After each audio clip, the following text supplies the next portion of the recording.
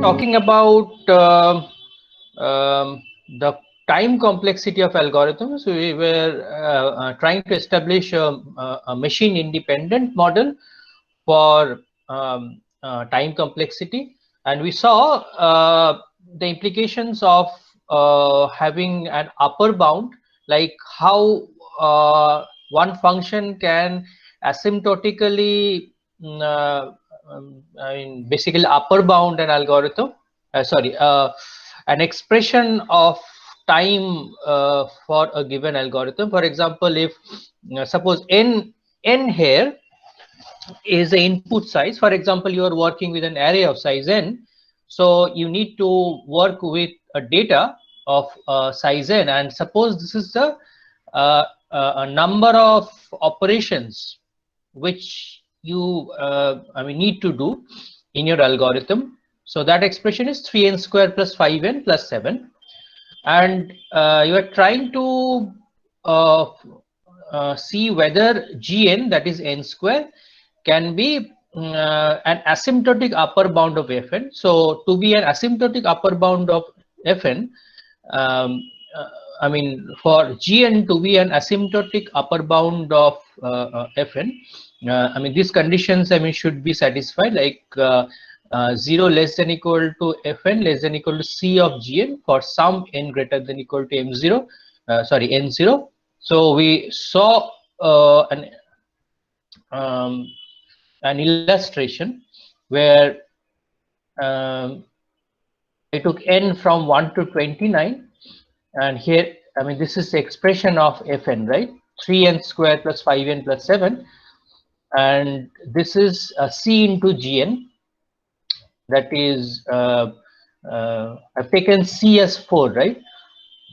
So see that from n0, that is when n is basically greater than or equal to n0, c of, I mean, c into gn is I mean has started to upper bound uh, fn. So we can say that basically the asymptotic upper bound of fn is gn. So uh, it is called, I mean, big O of, so we write this, fn is a big O of gn. So I mean, graphically speaking, there is an n0 such that when n is more than n0, uh, c into gn is basically upper bounding fn. So this is an estimate of the worst case complexity. So I mean, this is just to get an idea of, I mean, how bad the algorithm can perform in the worst case. So here, so you can see my slide, right? I did not ask you, sorry. Yes, you can see my slide. Yes. Yes, sir. Okay, thanks. Um, so, so I mean, given an expression of uh, time requirement of an algorithm, so is it always necessary to go uh, mm, along a path, I mean, this complex? I mean, basically you have to, I mean, solve this inequality, right? So that, I mean, that may not sound very trivial, right? So suppose you want to have a, I mean, quick look into an algorithm and try to, I mean, figure out the time complexity. Is there any shortcut? The answer is yes. So if you pay careful attention to this expression, you see that I chose this c to be 4, right? So if I choose a coefficient that is higher than the coefficient of n square. So what is n square here?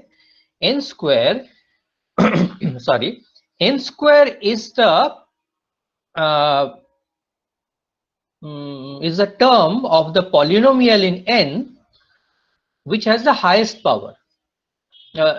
rather the highest, yes. So it is a quadratic polynomial, right? So see that the term with the highest power, so it is square, right, is the dominating term. So what do I mean by dominating? As n gets large, so as n tends to infinity, you see that the entire I mean basically the path of the function or the nature of the function is basically dominated by n square. So if you get an expression like this, you try to find the dominating term. So in polynomial it is easy, right? In polynomial it is the term which has the highest power of the independent variable in the polynomial. That is, I mean, in this case, this polynomial is in n, right? So n is the only variable associated. You try to find the term with the highest power. So here it is n square, right? So you see that it is order of n square. So that's the shortcut. So it is not a big deal. You'll be able to do it, I mean, quite easily just by looking at an algorithm. If you follow these, I mean, shortcuts. We also talk about the theta notation or the big theta notation, because I mean this is the bigger theta of the in the Greek alphabet, right? Because the smaller theta looks like this, something like this, round and this. So so it is an asymptotic type, I mean tide bound. So along with this part, fn is less than equal to some constant into gn. It adds the lower bound also. So I am looking to find if gn can both upper bound and lower bound fn. So you have to find an appropriate n0 and appropriate c1 and c2. So you see that that is not very difficult to find. So you see that an expression of the same power, so the same power of the highest term, or basically the dominating term. So here that is n square. If you just vary the coefficients, you will get the lower and upper bound. So like if this coefficient is less for c1 equal to 1, so I showed you in the last class, right? So if I take n square and there is no coefficient, like there is no, I mean the value of c in this case, so here c1 in this case is 1. So you see that it is never going to, I mean, overtake fn. However, if I add a coefficient which is more than the coefficient of the dominating term of fn, that is here it was 3 and I put 4, and you see that it is now, so basically gn after the application of the c is now upper bounding fn, and hn that is where the value of c or c1 in this case is 1, or basically less than the coefficient of the dominating term, that is 3. It is consistently lower bounding. So we can say that gn is a tight upper I mean tight bound of fn, both I mean both an upper bound and a lower bound. So this is a situation. So choosing the appropriate ci's, so c1 and c2, gn can be a tight asymptotic bound, I mean both on the upper side and on the lower side. So that is, I mean this is also used to get an estimate of the nature of time complexity of a given algorithm. So you see that here it is easy to find the c1 and c2, so that this holds c1 into gn less than equal to fn less than equal to c2 gn. So here c1 is 1 and c2 is 5. And n0 doesn't matter. You'll find it will be easy to find an appropriate n0. Right. So we talked about the, asymptotic equivalence. So if you divide them and calculate the limit of n tends to infinity, if you get a constant number, that is a finite positive number, you will, why positive? Because we are dealing only with the positive valued functions, basically non-negative valued functions. So that's why it is a positive constant. If you get a constant, then you can say that the two algorithms are asymptotically equivalent. Just to wrap it up,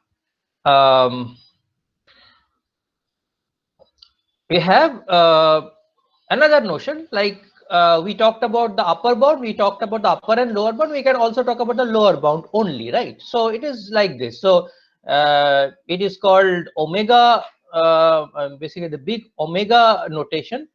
We can say Fn equals to big omega of Gn if uh, Gn is, lower bounding Fn. So it is like this. So if you get a C, such that C into Gn is less than equal to Fn, for some n0, for some, basically small n0, you can say that Fn is big omega of Gn, that is n square. So I already showed an example, right? Here in this case it is Hn. So if Gn is n square, for C equal to 1 and n0 equal to 1, this will always lower bound this Gn with the C here. So here C is 1, but so in this case, this Gn will, lower bound Fn.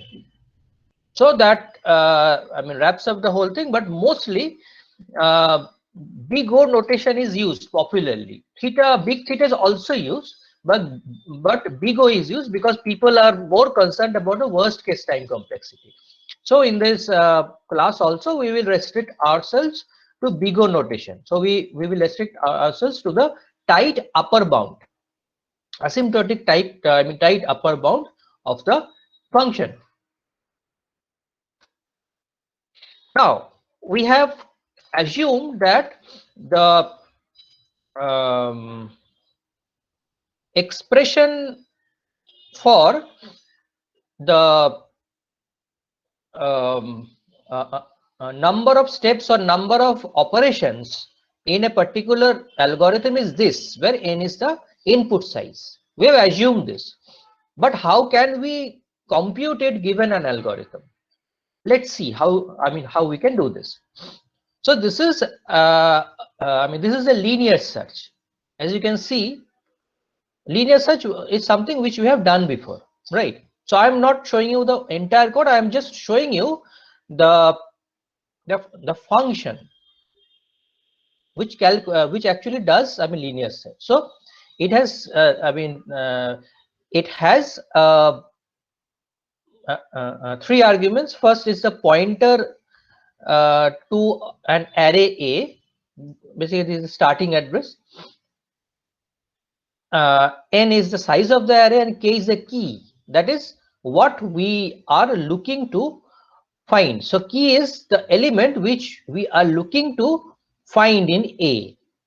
So we have done this before, right? So we are running a for loop which runs from 1 to n minus 1, and if it checks if AI is equal to key, that is if we have found the key.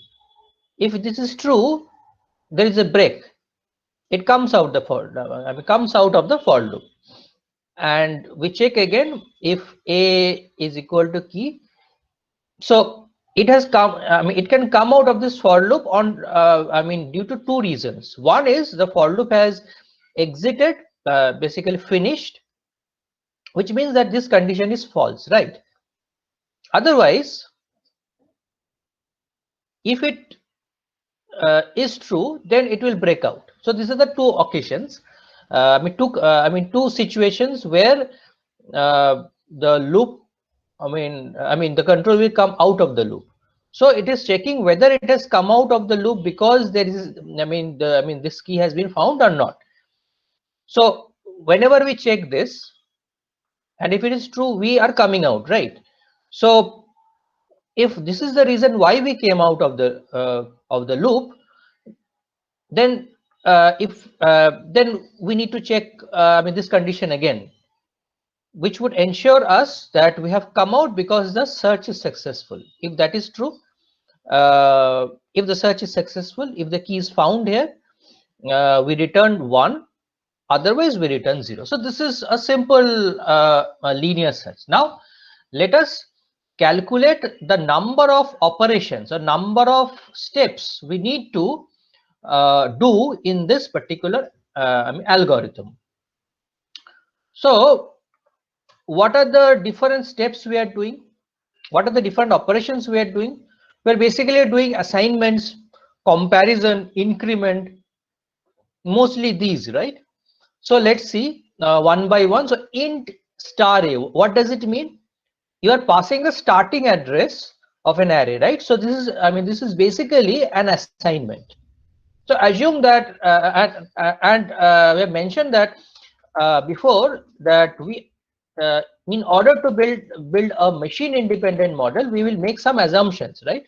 So one assumption is all the instructions steps will take the same amount of time, that is unit time, right? So we are following that assumption here. So there is an assignment. So basically the starting address of an array which is passed when this function is called from main, for example, and int a means it is also a declaration, but I am not assuming that declaration is going to take some time. So this is an assignment operation. So I assume that it is taking time 1, time of unit 1. So it can be any unit, right? Then there is another assignment. The size of the array is getting assigned to n, and so is key is also getting assigned here. Now when we are entering the for loop, this will be done only once, right? This is the initialization. So that is an assignment again. So I equals to 0 is an assignment. Now we are doing this comparison. So how many times is it going to run? So can anyone tell me how many times we are going to run this inner loop? How many times the this particular statement will be executed in terms of n? Can anyone tell me number of times the body of this loop will be executed? Yes. At most n times. No, it will. So you see that initially, so it is for I equals to 0. Sorry. You see that for I equals to 0, it is true, right? For I equals to 1, it is true, right? Suppose n is 5. So I am checking from n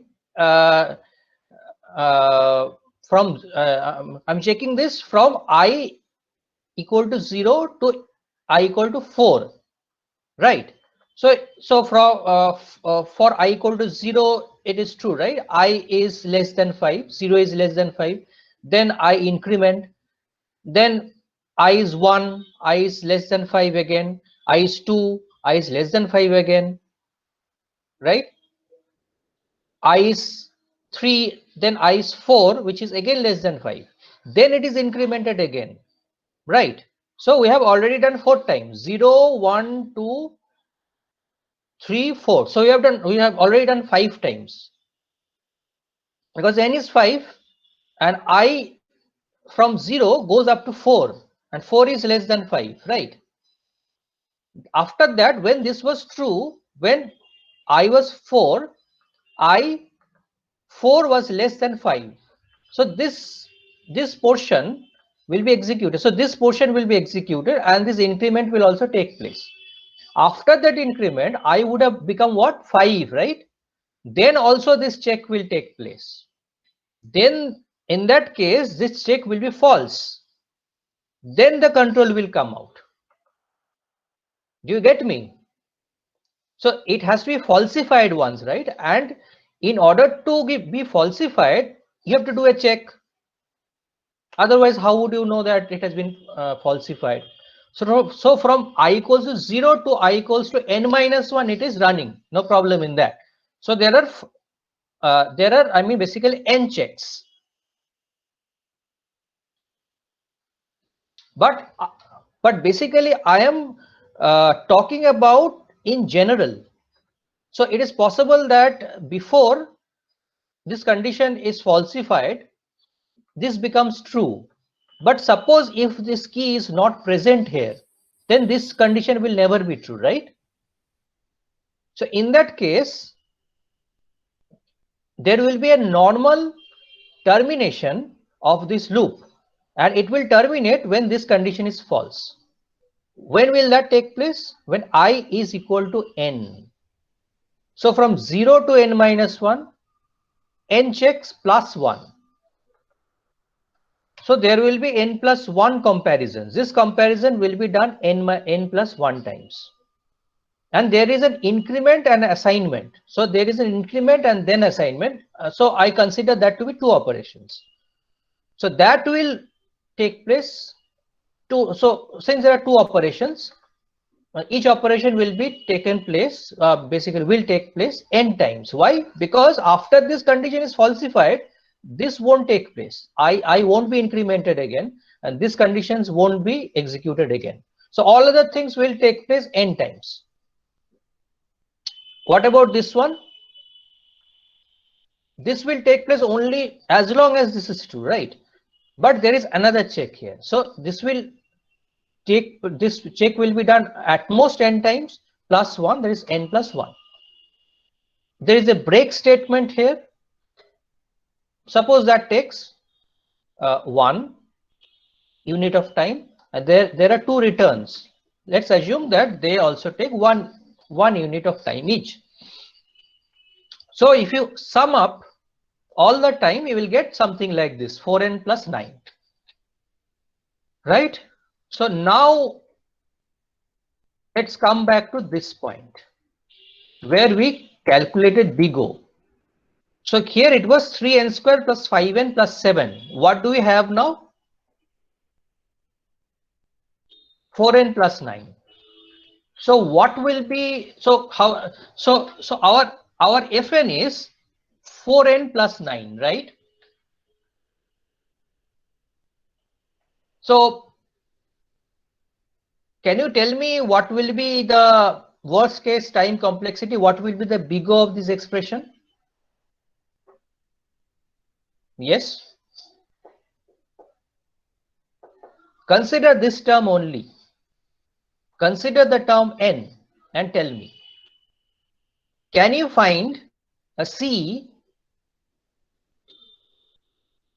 So can you find a C such and a function gn such that this is less than or equal to gn, less than or equal to C of C into gn?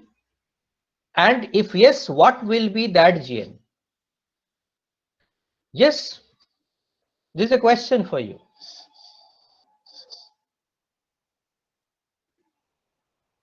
So what did I tell you?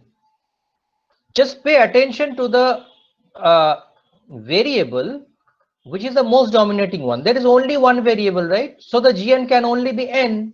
There is no other option.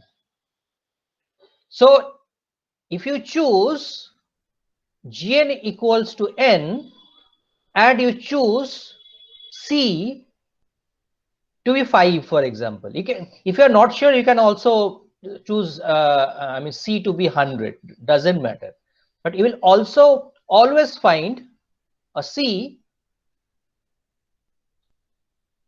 such that this is less than or equal to C of gn. So time complexity is big O of n.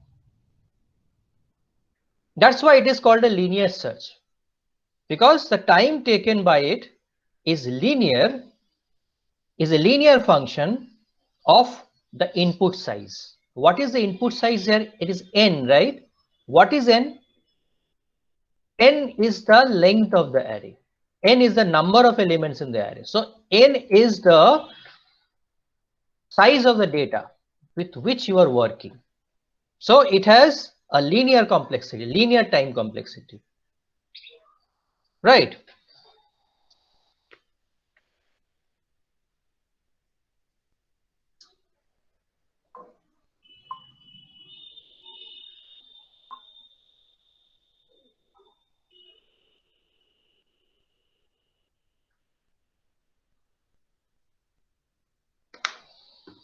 Yes, is it okay? Let's go ahead.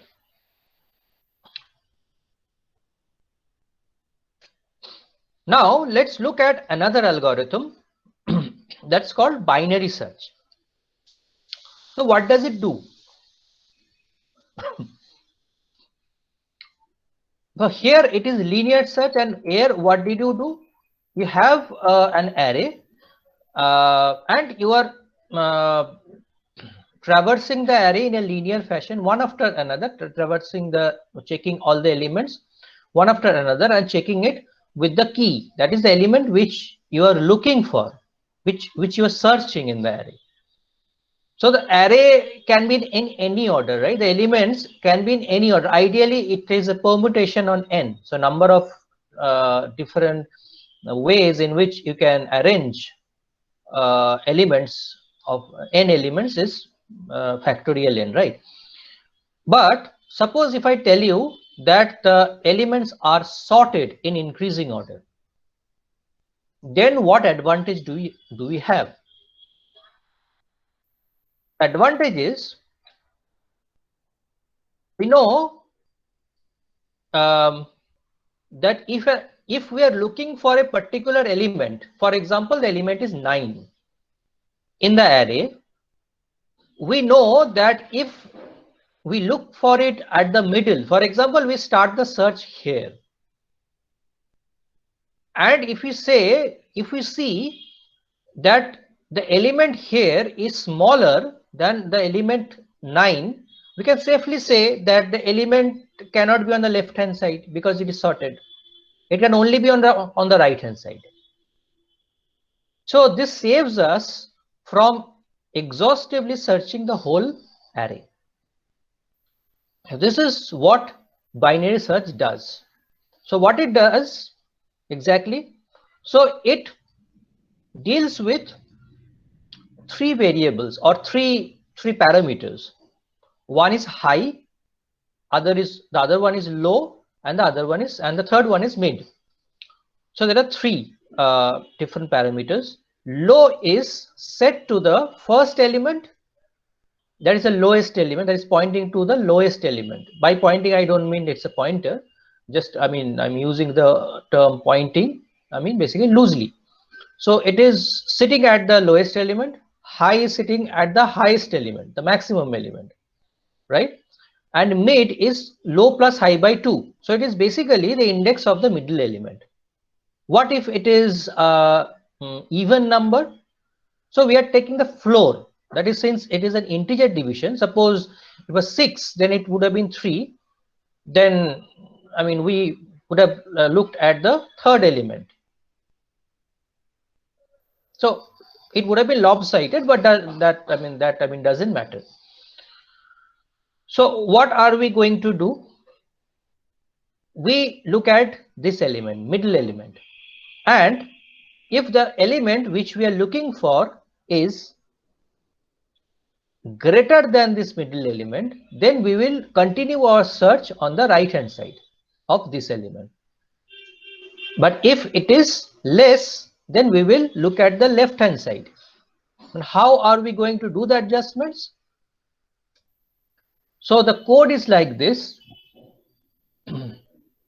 If we find the key element, that is the element which we are looking, which is searching, if it matches the mid, then we are done.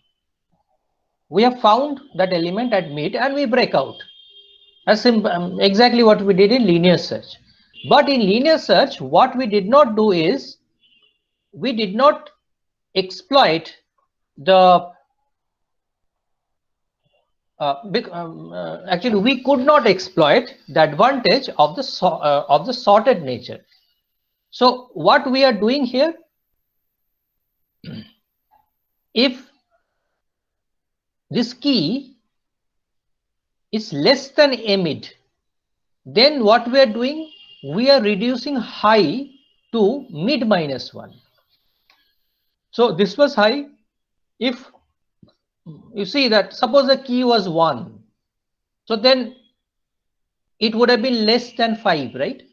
Then there is no point in searching these 3 elements. So elements from mid and the elements on the right hand side. So we will shift high to this position. High will be mid -1.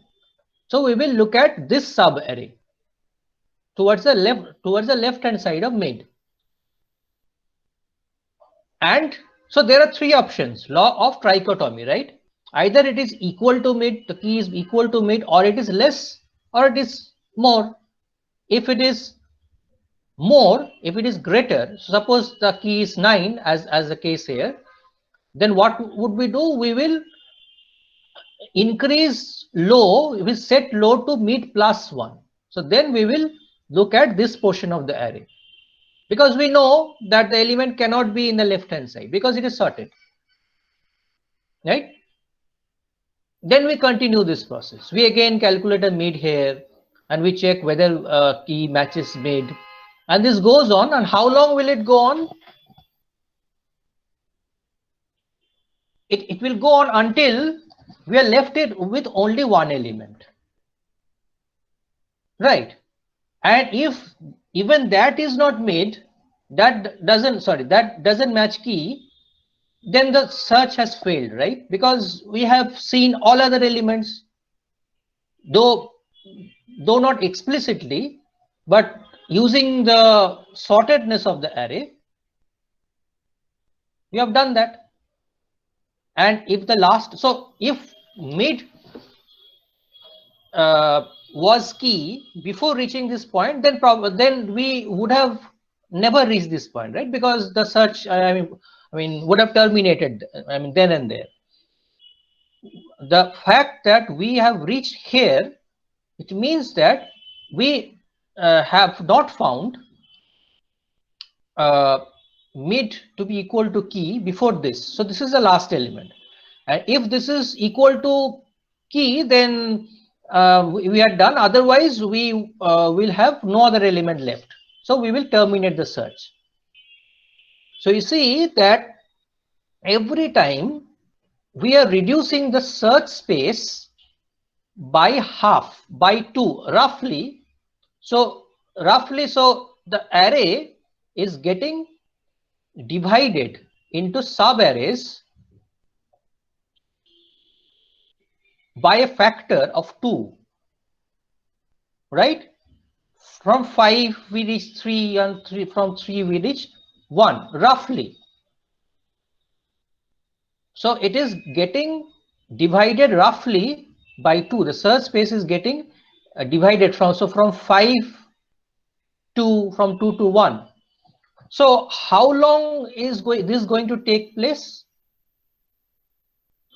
So this is the condition. This is the thing we are doing. So n is the length of the array, right? In this case, it is what? 5. And it is getting divided roughly by 2. And how long it is going to take place? Until the search space reduces to a single element. So n by 2 to the power of k.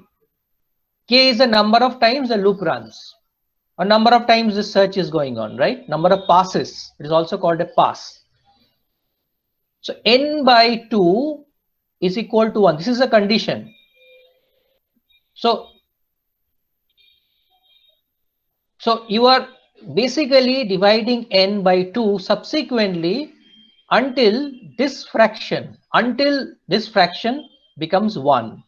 So if n is a power of 2, so if n is say 2 or 4 or 8, then it would have matched perfectly. Otherwise, there will be a fractional leftover, right?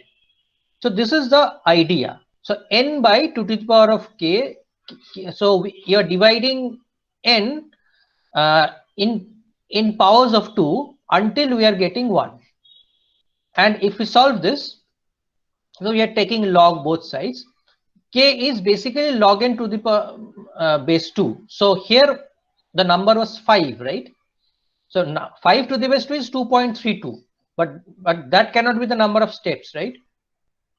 So here, what are the number of steps? So this is 1 pass, 2 plus, and 3 passes. So here you see that log 5 to the base 2 is 2.321. So if we take the floor, sorry, the ceiling. What is the what is ceiling? Ceiling is the next integer. So it is a so it is basically rounding off. So not exactly rounding off. So I mean there can be a floor operation which actually basically eliminates this portion, and this is a ceil operation which eliminates this portion and adds 1 to this number. So that is the next higher integer. So that is 3. You see that this matches this number. So this is the number of passes. This is 1 pass. This was initially what the array was, right? And this is where we have ended. Even if the key was something else, the search would have ended here, right?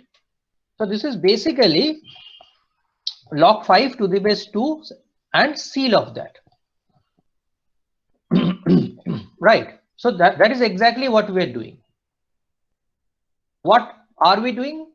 So we are setting low and high to these positions, initial and end positions. We are finding a mid, and we are checking a mid with the key, and we are appropriately changing our search space, basically dividing our basically search space by factors of 2, right? Until we are left with a single element. And we here also we are calculating mid, right? So mid will be 3 here, right? So 3 plus 4. So it is 0 to 4, it will be 3. So we will check with this one. It doesn't match. So what will it do? So it is higher. The key is higher than this number. Then it will increment. Okay. Let's go over the algorithm from the beginning to the end. That will be easier, I think. So low is initially 0, high is 4. What is mid? 0 plus 4 by 2, that is 4 by 2, that is 2.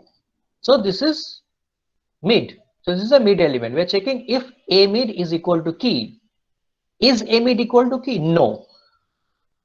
Then we check if key greater than a mid. The answer is yes here. So what we do, we set low to mid plus 1. Then we calculate mid again. How? Low plus high by 2. So now low is this one, and 3 plus 4. So basically 3.5, and we are taking the floor because this is an integer division, right? So we'll get 3, and here a mid is this one, right? Is it equal to key? No. So instead it is greater than a mid. So similarly similar to what we did here.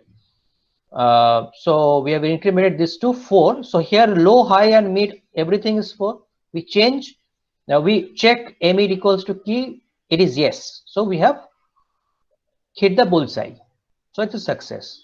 If key was 10, then the search would have failed, right?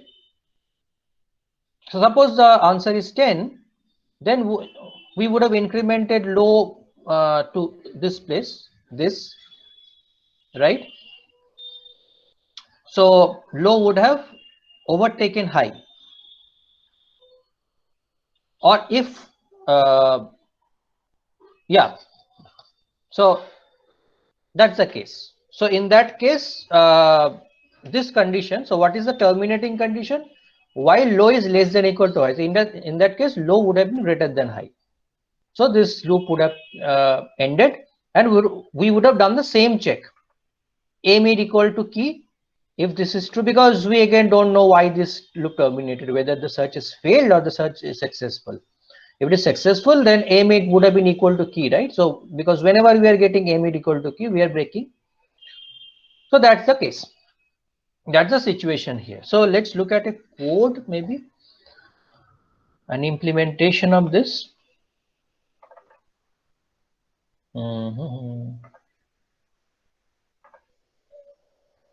Where is binary search?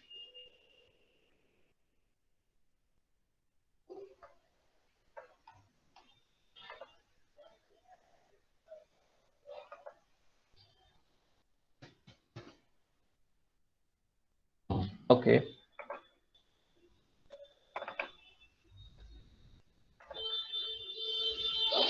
Okay. So this is the code.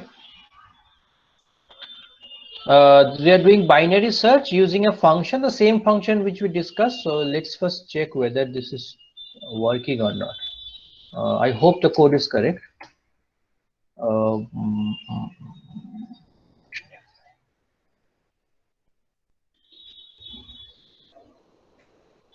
Yeah, so yes, keys found at 4, 0, 1, 2, 3, so the last position. The low was 0 and high was 4, mid was 2, then low was 3, high was 4, mid is 3, then low and high and mid all were 4, and key was found at 4. And if this was 10, then the search would have failed.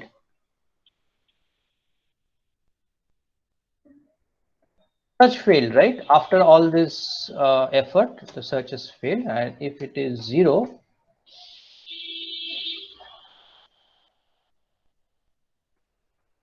search has failed again, right? Because in that case, low is 0, high is 4, mid is 2. Then we have, what did we do? Low was 0 and high is mid minus 1, right? Because the search element here is 0, right? So it will be on the left hand side of mid. So mid was 5. So then we would have done this search with 1 and 3. And the same thing, mid would have been 0. And then we wouldn't have found out 1. Let's set, found out 0. However, if we are looking to find 1, we would have found out this, right? So low is 0 and high is 4, mid is 2. And since the key is here, what? 1, right? So the key will be less than mid element, that is 5. So here high would have been mid minus 1. Mid is 0 plus 1 by 2 is 0. It will check with mid and it will find mid. If I set this to be 3, let's see what happens. Now it would have been slightly different. You see that we start with 0 and 1, low and high. And here, since the element is 3, we are looking for, this part is okay because 3 is less than 5, right? So high will be low minus 1, right? And mid would have been 0. Now we check with mid. Mid is A0. So now 3 is greater than 1, right? So if mid is 1, but we are looking for 3, right? Then we would have gone to the, we need to go to the right hand side. So what? So in this case, what's the condition? We incremented low by 1. So right. So low was 0, high was 1, mid 0, and we are checking with mid. So at 0 we have 1, but we are looking for 3. 3 is greater than 1, right? So in that case, we would have incremented low by 1. So low would be 1, high is 1, and mid will be 1, and we have found out 3 because 3 is at 1. This is the way it goes. So this is the code. So this is exactly the same code which I showed you. Low is 0, high size minus 1. So size basically is n here. And we check low is less than equal to high. So if this condition is no longer true, the search would have failed, right? If the search fails, this condition would have been false, right? So if mid is equal to key, this we discussed already. Okay, so this is simple enough. So let's look at the time complexity. So I talked about, so time complexity is about the number of steps, right? So we now know how many times this loop is going to run. That is what log n, right? Log n to the base 2. Because this is the worst case scenario, you see. This would have been the checks if the element is not present here, right? So let's look at the steps. So there, I mean, there is a function call, right? And these assignments are taking place like int star a, n and key. These things are taking place. Yeah, so int star a, int n, int key, all these assignments are taking place, and we are setting low to 0 and high to mid -1, and we are setting mid to low plus high by 2. We're doing all these things, right? So it doesn't matter. So I mean, we are doing the assignments like a int star a, int n, int key, low equal to 0, high equal to n -1. And this is an addition division assignment. I consider to be 1. It doesn't matter. You can also take it to 3. And we check this condition, low less than equal to high. So this is going to take place. So suppose if k is the number of times the inner loop runs, it will be 1 more, right? Because it will be checked when it is false also. A mid is equal to key. So this is done. This is equal to the number of times the loop runs, body of the loop runs, and it is also done here, right? That's why k plus 1. And there is one break statement. It is going to take run only once, because if this condition is true, this will take place. So this is not equal to the number of times the loop runs. There is only one break, and if this condition is true, this is going to take place. And this comparison, key less than a mid, this assignment, if this is true, high is mid -1, and low is equal to mid +1 if this is false. So this is so both of these cannot take place. But if I take the upper bound, if I take the worst case, on an average, I can say that it will take maximum k steps. That is the number of times the loop is going to run. Similarly, inside the loop also I am setting mid to low plus I by 2. So this is going to take place every time the body of the loop executes. So that is k. And there is a return 1 and return 0 for if the search is successful or it is unsuccessful. So suppose they take 1 units of time. If you sum up all this, the expression will come to 6 into k plus 11, and we calculated 6 k, right? So this will go on, the loop is go on until the search space reduces to a single element that we saw in the example. So that is basically the ceiling of log n to the base 2, right?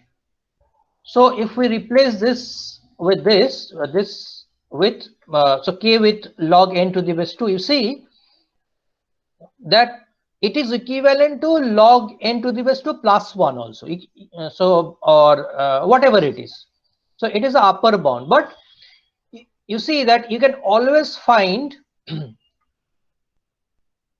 a coefficient which is higher than this entire number. You can take this so you can consider log n to the base 2, and you can consider this to be 7, 8 or 10.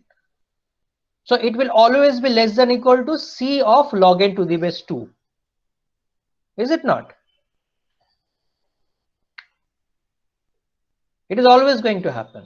So here the dominating term, because the only term which is related to n is log n to the base 2. So you can safely say that it is the complexity is log n to the base 2. So you see that the improvement over linear search. So suppose if it is sorted and still you are doing a linear search, then suppose the number of elements is 1024. N is 1024. N024 1024 is what? 2 to the power of 10. So here log 1024 to the base 2, so that is log 2 to the power of 10 to the base 2 is how much? 10, right? So maximum number of checks which we are going to do is 10, or some proportion of 10. But in a linear search, the number of checks or number of comparisons or number of times you do this comparison is 1024, right? So this is 10 versus 1024. So that's a huge improvement. But here the advantage which you have is it is sorted. So that is pretty strong assumption that is not going to take place in reality. But if the data is like this, then you should use binary search always. So this conforms to the divide and conquer paradigm. So like if there is a data, a piece of data, and you are solving a problem like this, you are breaking this into sub parts of the same problem of lesser size of what is size? The size of the data. So first we are doing it for n equal to 5, then we are doing it for n equal to 2, then we are doing it for n equal to 1, like this. And after this we are reconstructing, like we are getting the solution here. So we can say that by solving this subpart, you are solving the main problem. So this is basically the divide and conquer paradigm, which we have seen before. Where did we see? In recursion, right? In recursion also, in calculating factorial n, we also did this, right? So this is a famous divide and conquer paradigm which is in use and which is extremely efficient. You see that the reductions in complexity we have here. However, if I ask you, if the array is sorted in decreasing order, what changes do we need to do in the algorithm? That is a question to you which we will discuss in the next class.